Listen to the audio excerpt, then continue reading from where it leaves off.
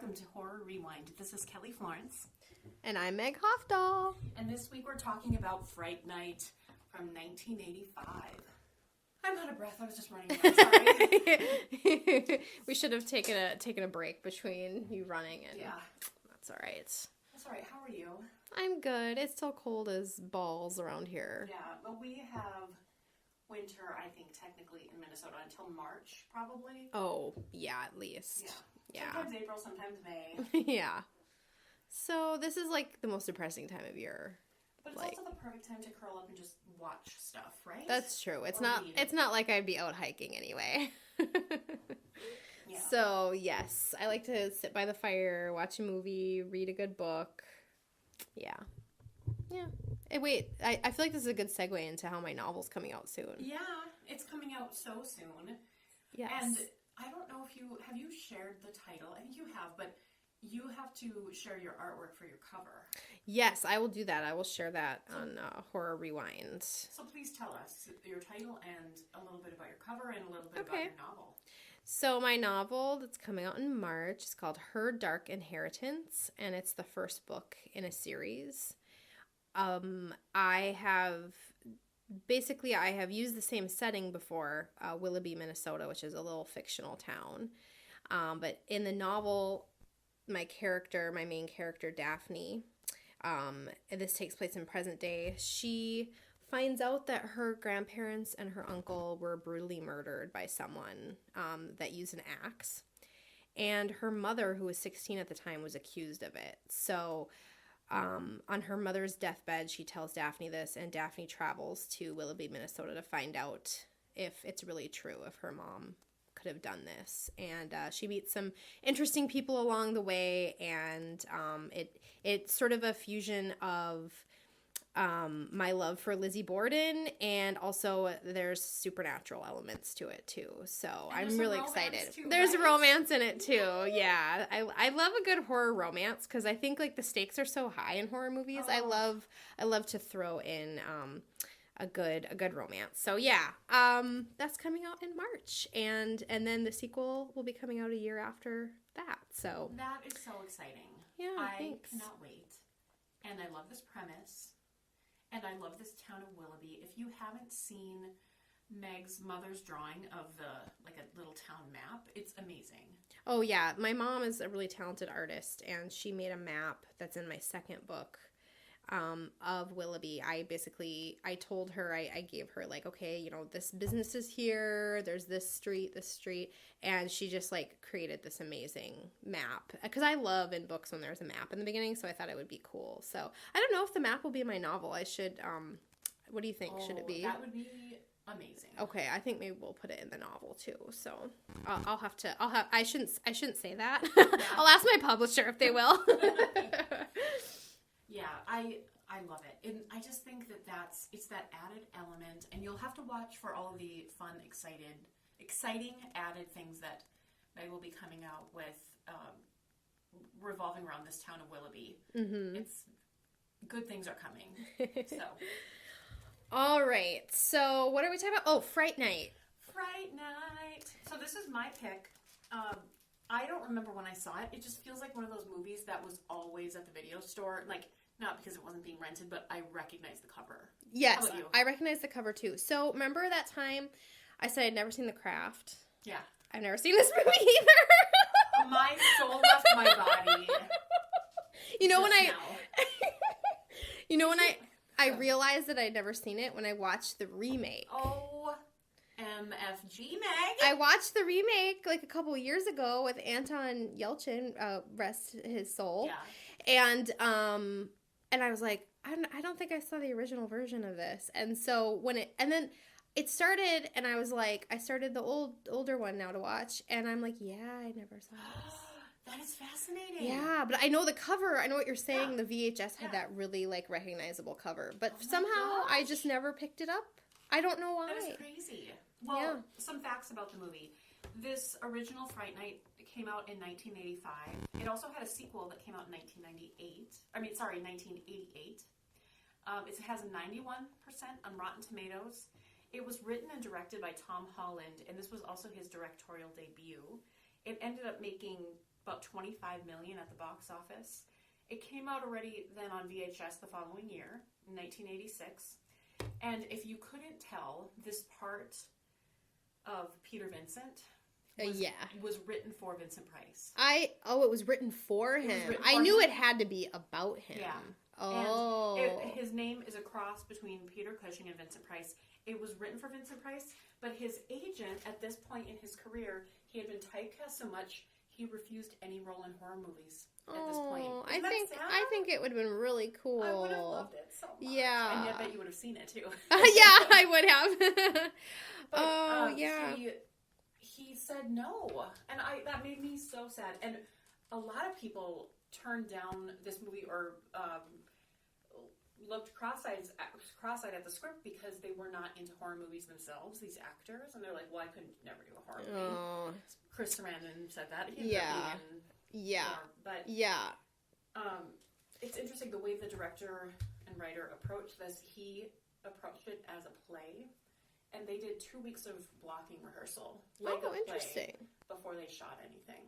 That's really interesting. And also, I believe Tom Holland, if I am right, he wrote Child's Play, and Chris Sarandon is in Child's Play. Okay. Yeah. He's the big baby cop who really doesn't help anybody.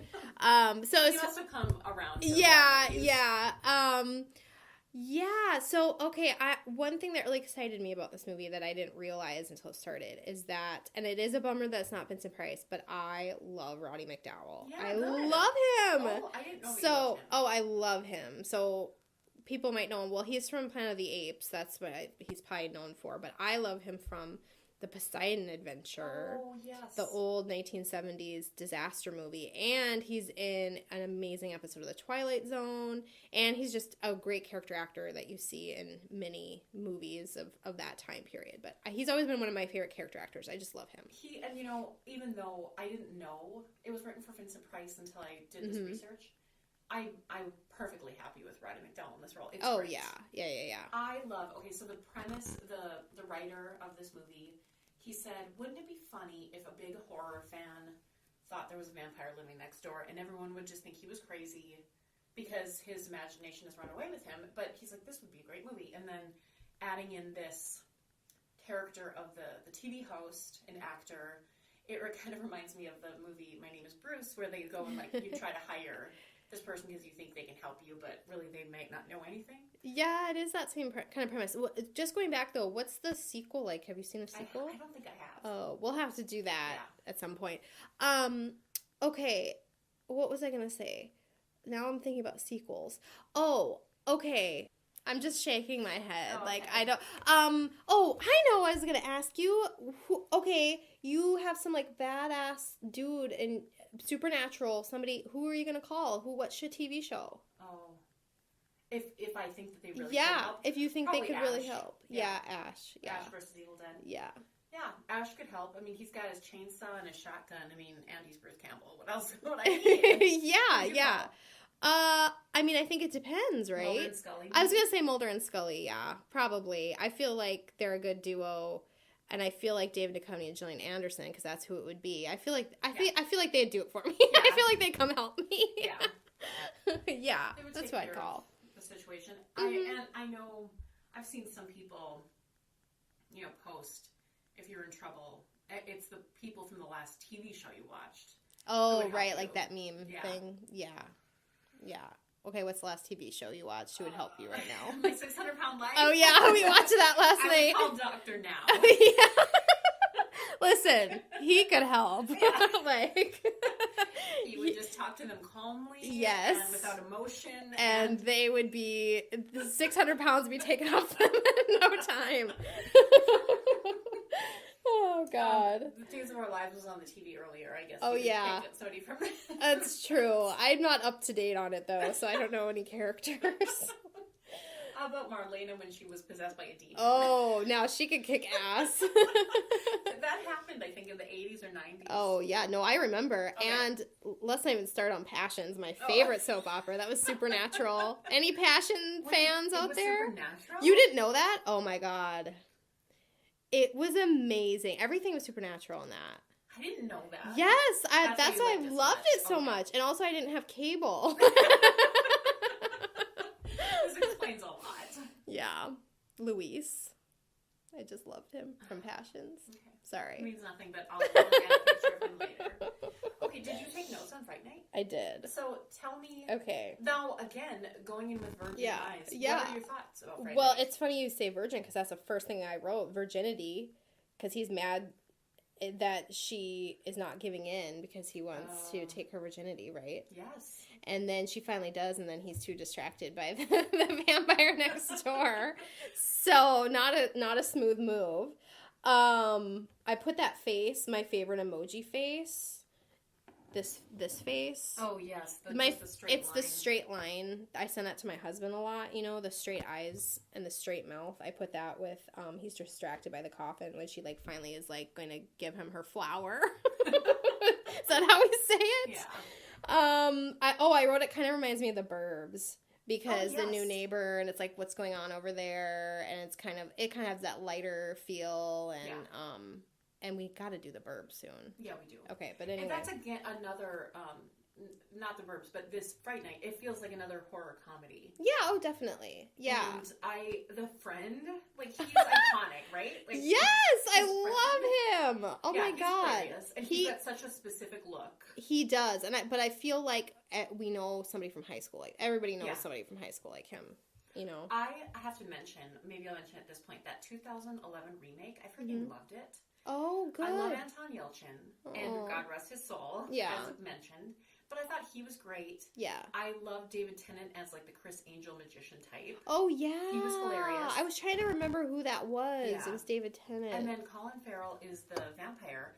I thought he was great. And one of my favorite lines, he comes up to Anton Yelchin's car and he's like, "Hey, guy." And Anton Yelchin's like, "Hey, guy." You know, like it's just a weird thing to say, like, calling somebody a guy. It's like, "Hey, guy." I think he's just like, yeah, guy that was a good movie. But like I said, I watched it going, oh, I've never seen the original. Yeah. Oops. But I don't know. I liked it a lot. And I don't know how other horror fans feel about it, but I enjoyed it.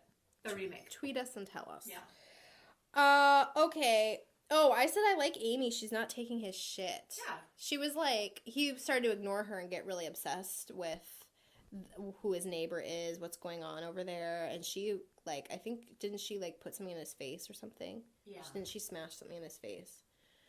I don't know, but I'm all for telling your boyfriend / husband to, you know, to pay attention. Yeah. His mother is an interesting character, and then there's this possible romance or relationship. She's in love with the vampire. Like, I feel like that would be me as a mother. Well, I mean, hey, listen, it's 1985. Chris Sarandon. Yeah, Chris Sarandon. I mean, he's not ugly. No, he's not. Especially for the time. I think he was he was handsome. Yeah. So you know, this is a something that comes in when you watch horror movies anytime. I wrote down, I feel like maybe you should tell the cops you saw that sex worker go into your neighbor's house. You know, I feel, because he's like, he saw that and apparently the appropriate way to say a sex worker. He saw that the sex worker went into the neighbor's house and that she's dead now. Yeah. So I feel like the thing to do would be call the police. Right. But here's the thing, and as a horror writer, that is a kind of a mountain to climb every time because you don't want the police involved. No. You know, it's just, that's not fun. So it's like the logical side of me sort of wars with the creative side of me. Yeah. Where it's like we just kind of have to forget that when we're watching a horror movie, you know? Well, that's why it's fun to watch these older horror movies where they didn't have access to the internet and where they didn't have access to cell phones. Yeah. They didn't have access to cell phones because then it makes the stakes higher and more complicated. So it gets to the bottom of things. And now as a writer in this time, I have to spend time being like, they don't have a cell phone because of this reason. Yeah. You know what I mean? So yeah, the stakes are almost, well, I don't know if they're higher, but they're more complicated. Yes. Yes, more complicated. For sure. Is a good way to describe it. I wrote, I know vampires are supposed to be sexy. The long nails just don't work for me. Sorry. Yeah. Okay. Let's talk about vampires for a minute. Yeah, let's. It's fascinating to me that vampires use sex appeal. Right. Because other monsters don't bother with that. A werewolf doesn't give an F No. if you think they're sexy. They're just going to eat you. Any sort of, mythical... So why do vampires use sex? I don't know. It's a good question. I think about Bram Stoker's Dracula, the version with Winona Ryder, Keanu Reeves, and Gary Oldman. I love him, who might get his Oscar this year. But wait, for what? He plays Winston Churchill. Oh, okay. He's brilliant. I just think, he, not as himself, but as his younger self, that's all about sex. And think about Interview with a Vampire. Right. It's all sexy times. The only thing I can think of is vampires, like, they don't, like, eat your head off. Like, they do have to lure you in. They just have to to. Suck they your just blood. want to suck your blood, and then they also kind of want to. It's like a cult, right? They kind of want to turn you into a vampire. And I guess you're more submissive if you think they're sexy. It's easier to eat, and maybe your blood tastes better. So I mean, there aren't there some creatures that kind of like can hypnotize you or something, or so it's sort of that sort of a thing. Yes, yeah. I don't know, just kind of interesting that vampires, Also, I think it's really cool that Chris Sarandon, whatever his name is, can turn into a bat. Yeah. I'm always a fan of that. I like that. Vampires aren't necessarily my most favorite thing, but I love a good turning into a bat. And I, too, remember when vampires, like, became super hot during Twilight and True Blood time? I do have to say, I was thinking last night about some of my favorite moments in TV or film history. And that period of time when Eric Northman lost his memory and he was just living with Stucky, like, I read that book first and then that season aired. Just, I don't even know, like, leave the room if I'm thinking about that. Yeah. Freaking Alexander Skarsgård as, like, a soft, sensual, loving vampire. I don't even know what I'm saying. Agreed. No, I mean, feel that way about that? Yeah, tweet us. Also, Alexander Skarsgård, tweet us. Oh, no, he's gorgeous. Actually, I almost got into fisticuffs over my friend is in love with the other one, Bill, and she doesn't think Eric's hot. Gustav. Who's Gustav? I showed you the picture. Oh, he's no, not Bill Skarsgård. Bill on True Blood. Oh, give me a break. I know, and she's like, I don't like blondes. It's Give me a break. Alexander Skarsgård. If he walked in right now, you'd just tell him to get the F out. Okay. Okay, that's ridiculous. No, Bill. Bill's so icky ick. He's little. He's got his southern accent. Like, get out of here. And 0 on the face scale. So anyway, I hate how this movie objectifies women. No, I'm just kidding. Because we're men. Okay, Eric Northman, like Northman, he's from the north. He's like a Viking. He could put me over his shoulder and carry me all the way to Iceland. You'd hate that. You'd why hate go that. There, but we could. But you would. Okay. That was Horny Corner. That's our, okay. Horny Corner. Yeah. Okay. Oh, I said maybe vampires shouldn't live in suburbia. I think you need a little bit more space between houses. Also, close your curtains, question mark. Okay, you don't have to drink blood in front of an open curtain. No. I'm just saying. Yeah. But maybe he wanted to fuck with the kid. Maybe that was on purpose to just fuck with him for some reason. I don't know. Speaking of this, what other movie it reminds me of, which maybe got some of its took off from this, is Disturbia. Do you remember that with? Oh Shia yeah. LaBeouf What? Yeah. Okay. When he was what does famous he think and his neighbor's doing? I don't remember. Like, he thinks he's murdering people. Oh, and right, he is. right. Yeah. But that's a good movie. Yeah. Or Rear Window. Yeah. That's again. Classic. Yeah. It's a good premise. It's a good It is setup. a good premise because it's you see something and then you're kind of paranoid about it. And it's somebody you're living next to and it's could you be next? We need to do a female version. I'm only thinking of, those are all men that were all paranoid with their telescopes. Right. All right, pin that in our ideas. Okay. Oh, this is when I went when I went down the IMDb hole. Tell us. Charlie, that's his name. the main guy. Still working. He did a couple seasons on Justified. You watched that. Yeah. He's like lots of guest spots on Blind Spot, I said, and stuff like that. Amy, remember she was on Married with Children. Did you watch that show? Yeah, I did. She was on that for years, and it says she was on Mad TV for years. I don't recall that either. Oh, great. I have a freaking thing that says fantasy versus reality. Like, thanks. Like, you know, it's like, okay. Oh, I like this line. He says, Amy, you don't believe me, do you? And she said, I love you.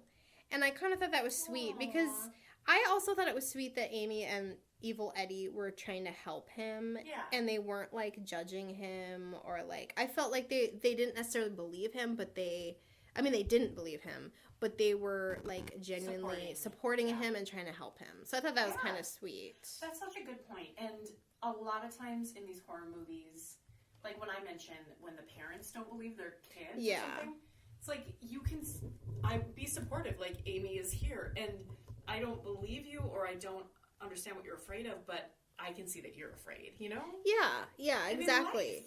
Exactly. Yeah. I mean, if somebody told you a vampire's living next door to me, okay, you're thinking that's crazy, but if you love that person, you should try to help them. Right. You know?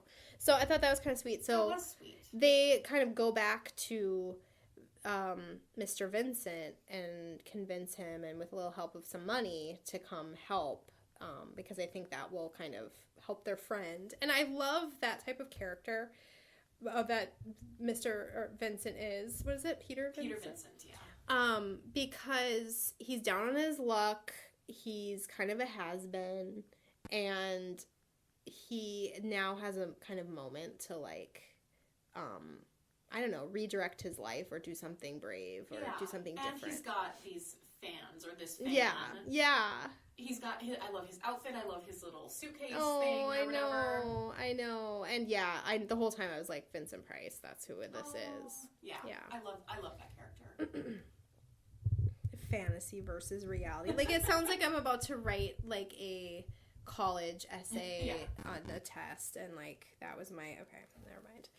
Okay, I said in every horror movie there's some dude making fun of the others, making fun of the killer, the supernatural element, and they always get hurt or killed. Yeah.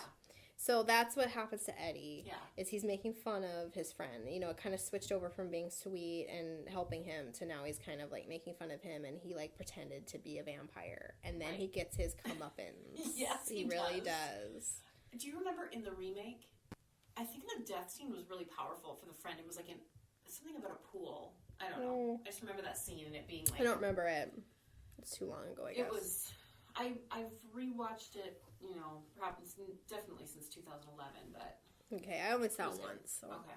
Yeah, so there's always that guy who doesn't take it seriously. Every horror movie, right? And it's the guy, the jokester. The jokester guy.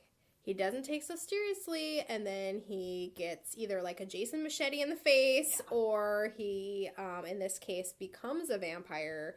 And when he becomes a vampire, it's so much fun to watch. Yeah. Like, he's just so crazy. He's hilarious. And funny. So that was kind of fun. Did you look him up? I did, and he's still working, and he's in, like, horror movies. Okay. Yeah.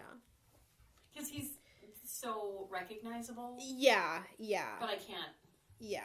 We've probably seen him in things that just, like, idea of belonging and family. I think I meant, like, with vampires, like, because that's what he plays on Eddie with, is, like, he never belonged anywhere, and, like, and he sort of uses that, like you're the outcast in school, but in my little group, you're not going to be anymore and stuff. Yeah. So it's kind of interesting. Thinking about Interview with a Vampire... and the long nails not being sexy. Like, Tom Cruise was a hot commodity then. Brad Pitt also was. And Christian Slater's in that movie, even though he's not a vampire.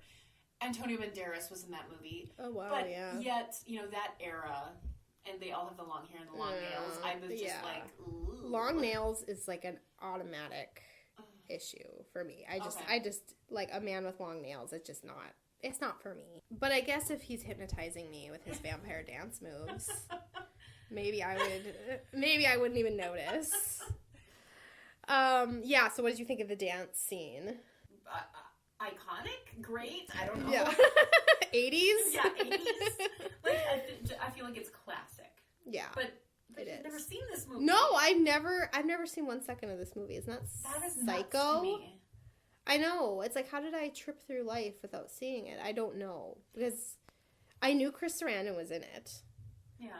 And I knew the cover. And I kind of knew, well, I knew what it was about after seeing the remake. But before that, I didn't know. And it even, like, I looked up the VHS date just for fun. And it came out immediately on VHS. So, and I remember seeing it. I just don't know. I don't know why. It was just like, I was at Blockbuster and I needed to watch The Burbs for the 500th time. You know? Yeah.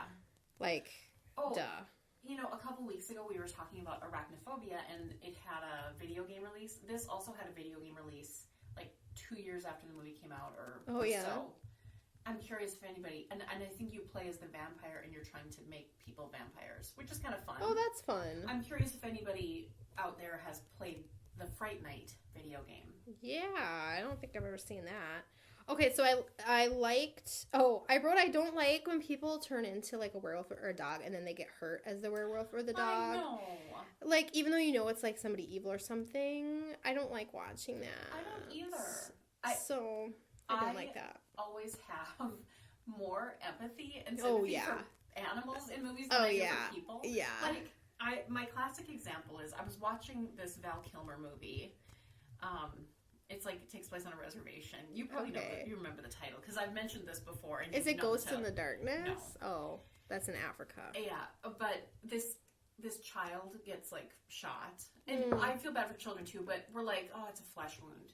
But then this dog is drinking milk out of a carton, and the milk carton just tips over, and I started crying. I thought you were gonna say like it got murdered. No, the dog doesn't even die. The milk carton tips over. But like that moment, I was like, were you like 30 at the time or a child? I think I was going on like I was like a teenager, but I was going on like a Val Kilmer binge watch of like a bunch of his movies, and that just got me at that moment.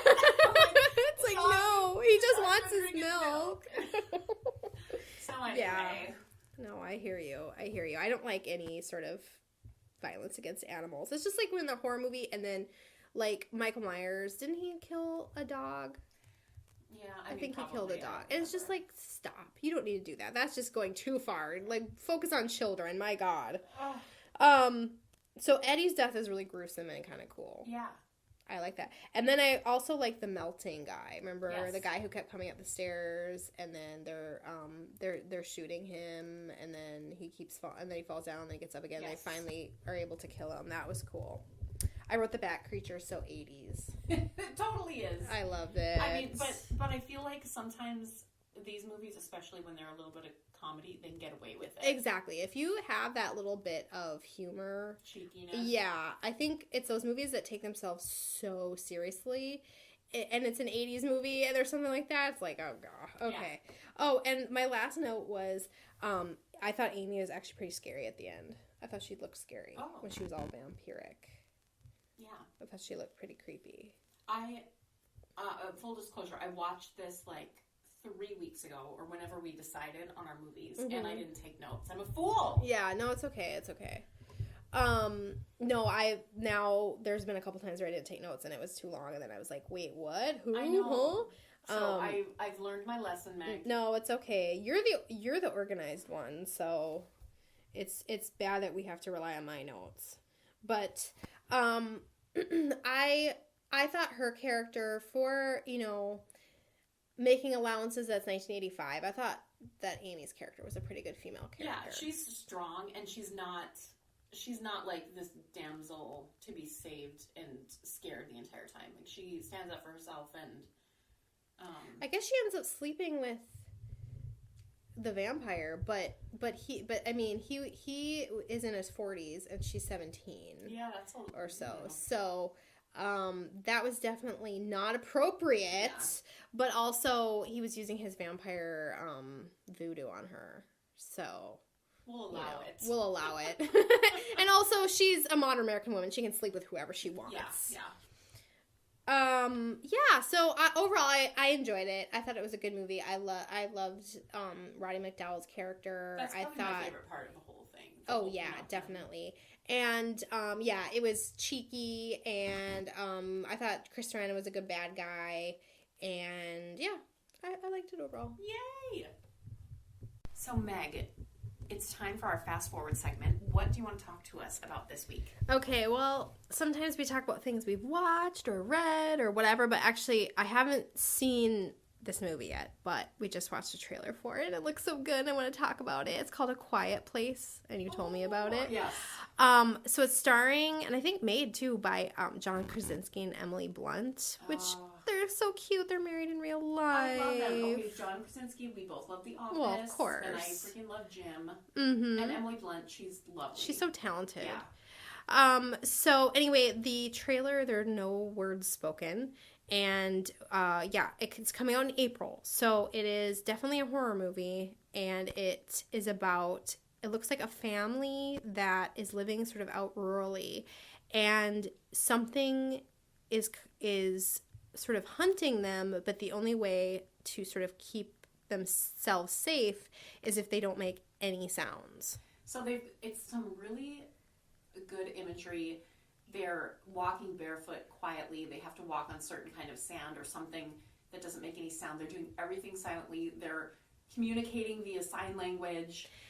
And this is their life. This isn't like one night where they're being stalked. Like, this is how they live their lives. So it's fascinating. Well, there's this really creepy shot where it's just like they're just living their lives, but they show the stairs, and there's these huge, it looks like claw marks going up the stairs. And that's just their normal life, I and guess. They don't show what it is hunting them. No, they of course in the trailer accidentally make a sound, and then whatever it is comes thumping down, but you don't see it, which of course that's the best way to do it. So yeah, it looks really good. And then another movie I wanted to mention, and I feel bad because I forgot the actress's name, but I saw a trailer for Insidious: The Last Key. Is this with the nun? No. That's Conjuring movies. Keep it together. Keep it straight. No, but I'm not the biggest Insidious fan. I mean, I saw the first one. I'm not up on all of it, but I saw the trailer for Insidious: The Last Key, and what made me sort of excited about it was that the whole movie, the whole trailer, the main star of the movie is a woman in like her 60s. Or 60s, late 60s. Do you know what actress I'm talking about? She's from There's Something About Mary. Yeah. And she's in like the Annabelle movie. Yep.